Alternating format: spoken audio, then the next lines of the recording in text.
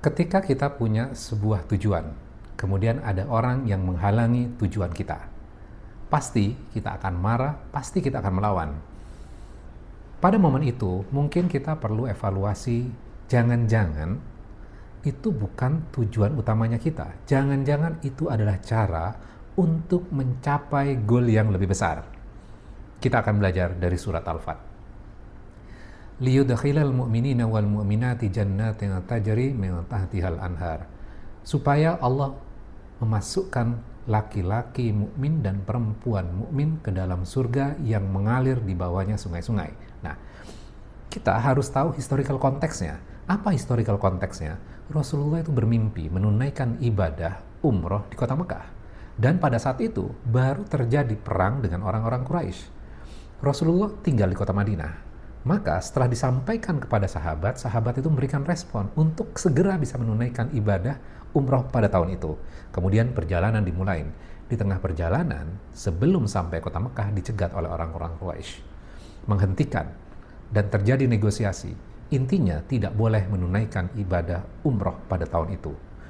Ketika para sahabat menghadapi momen ini, kita bisa rasakan target utamanya, goalnya, tujuannya adalah menunaikan ibadah umroh. Namun tidak bisa terjadi.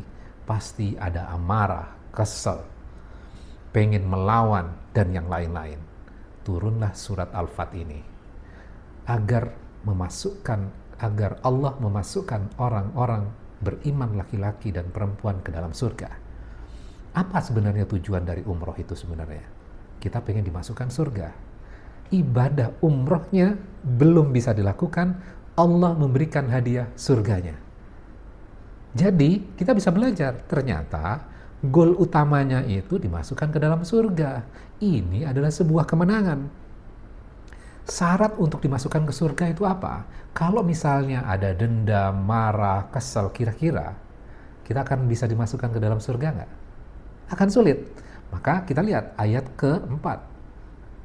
Huwallazi anzala sakinata fi qulubil mu'minin. Allah menurunkan sakinah, ketentraman langsung ke dalam hati orang-orang yang beriman.